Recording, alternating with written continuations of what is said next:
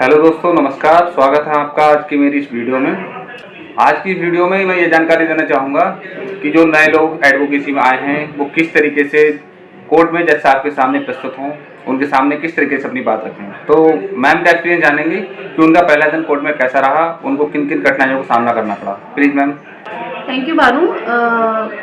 तो सबसे पहले मैं ये बताना चाहूँगी कि जब मेरा फर्स्ट डे था तो वो बहुत ज़्यादा ही डिफ़िकल्ट था मेरे लिए और एक्साइटेड भी था, बट ये एक्साइटेड से कम डर ज़्यादा था अंदर मेरे कि जब मैं सबसे पहले जिस कोर्ट में मुझे भेजा गया था वो जुवेनाइल कोर्ट था।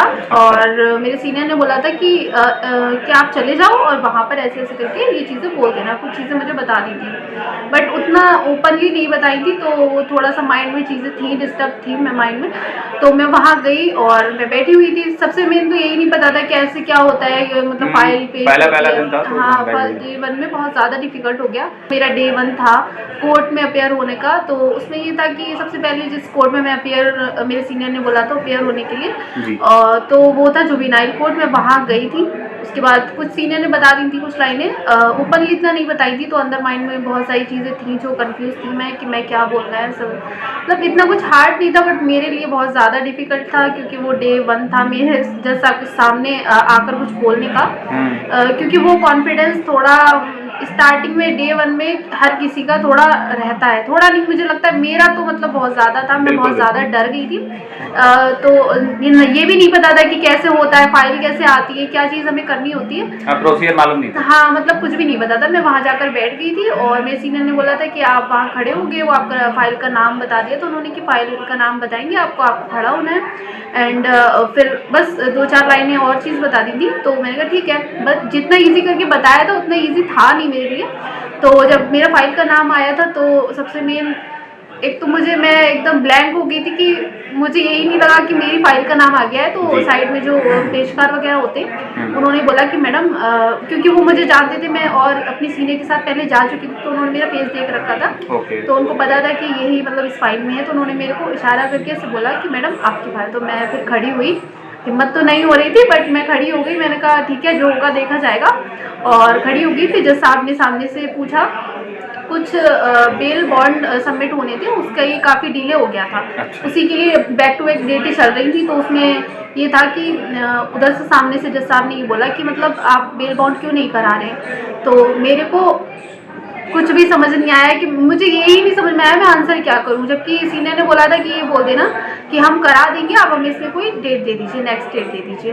तो मैं इतना नहीं बोल पा रही थी डे 1 पे, मुझे इतना ज़्यादा मैं डर गई थी। तो जब उनको लगा कि हाँ मैं जूनियर हूँ और मैं अभी सीख रही हूँ, मैं डर भी गई हूँ, तो उन्होंने सिर्फ ये बोला कि आप अपने सीनियर की तरफ से एडजॉर्नमेंट लगा दीजिए और इसमें अपेयर होना ज़रूरी है बिकॉज वो बहुत ज़्यादा डिले हो गया था मामला। तो इसमें अपेयर होना ज़रूरी है और अगर नहीं आए तो आप सीनियर की तरफ से एडजॉर्नमेंट लगा दीजिए। तो बस नेक्स्ट क्वेश्चन मेरा आपसे ये रहेगा कि क्या सीनियर्स को अपने जूनियर के लिए पूरी जानकारी बताकर भेजना चाहिए कि कोर्ट में क्या वो पूछने जा रहे हैं, क्या प्रोसीडिंग्स हैं उसके बारे में।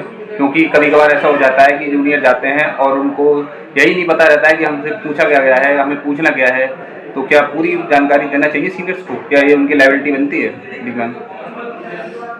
जी जी बिल्कुल, लाइबिलिटी तो बनती है उनकी, क्योंकि ऐसा होता है कि हमारे लिए सब कुछ न्यू है, क्योंकि हम न्यू जनरेशन लॉयर हैं। तो हम लोगों को उतनी चीज़ें नहीं आती है ना। हम खास करके मुझे लगता है कि लड़कियों के लिए ज़्यादा डिफिकल्ट हो जाता है, क्योंकि वो कभी अपने घर से बाहर नहीं निकली, तो उनका उतना जो कम्युनिकेट है वो नहीं कर पाती हैं। तो इसी वजह से सीनियर्स को जो है अपने जूनियर्स को हर एक चीज़, ज़्यादा कुछ नहीं बट हाँ, जिस चीज़ के लिए हमें वो अपेयर होने के लिए कोर्ट में भेज रहे हैं उसकी हमें फुल इन्फॉर्मेशन देनी चाहिए कि हमको क्या बोलना है और सामने अगर वैसा रिएक्शन है तो हमको कैसा देना है।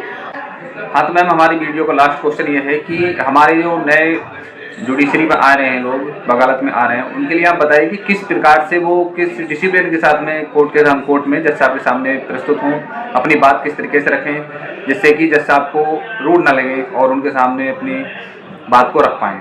क्या वो तरीका है, बताएं। देखिए, सबसे पहला तरीका तो ये है कि जो आपको बताया गया, अगर आप बोल सकते हो, आप में कॉन्फिडेंस आ गया है तो आप बोल दो। बाकी जो सामने से रिएक्शन आता है, अगर वो कुछ ऐसी चीज़ पूछ लेते हैं जो आपको आती नहीं है या आपको नॉलेज नहीं है फाइल के बारे में, बहुत सारी चीज़ें होती हैं जो वो पूछ लेते हैं सामने से, तो आप शांत रहो कुछ भी मत बोलो। तो इसमें ये है कि वो समझ जाएंगे कि आप जूनियर हो, सीख रहे हो, तो वो कुछ भी ऐसा वहाँ पे डिसीजन भी नहीं देंगे। जैसे ऑर्डर वगैरह करते हैं तो वो उसमें या तो नेक्स्ट डेट दे देंगे या तो फिर आपके सीनियर को अपीयरेंस के लिए बुला लेंगे। तो ये चीज़ अच्छी है कि बस आपको शांत रहना है, और नॉलेज है तो बोल दिए और नहीं है तो शांत खड़े रहिए। ज़्यादा बोलना भी, कुछ भी उल्टा सीधा नहीं बोलना। हाँ, कुछ भी उल्टा सीधा नहीं बोलना, और ज़्यादा बोल के तो वो भी आपके लिए ही नुकसान हो जाएगा। तो इसलिए शांत खड़े रहें। ठीक है दोस्तों, अगर आपको हमारी वीडियो अच्छी लगी हो तो इसे लाइक करें, हमारे चैनल को सब्सक्राइब करें, शेयर करें और कमेंट करें। ज़्यादा से ज़्यादा सपोर्ट करें जिससे कि हम आपको और अधिक महत्वपूर्ण वीडियो बना सकें। धन्यवाद।